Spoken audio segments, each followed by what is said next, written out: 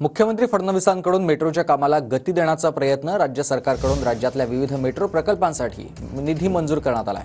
मुंबई, ठाणे आणि पुण्यातल्या प्रकल्पांसाठी एमएमआरडीएला भरघोस निधी देण्यात आलाय।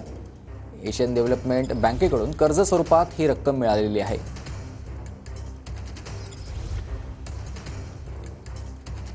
तर ग्राफिक्सच्या माध्यमातून आपण बघूया, ठाणे कल्याण भिवंडी मेट्रो 5 मार्गिकेसाठी एमएमआरडीएला 23.83 कोटींचं कर्ज वितरित झालेलं आहे।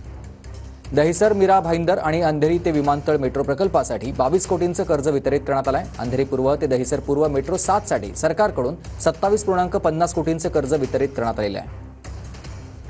कासारवडवली आणि कासारवडवली ते गायमुख मेट्रोसाठी 56.83 कोटींचं कर्ज एमएमआरडीएला वितरित करण्यात आलेलं आहे। डीएन नगर ते मंडाळी या मेट्रो मार्गिकेसाठी सरकारकडून 53.90 कोटी एमएमआरडीएला वितरित करण्यात आलेले आहेत।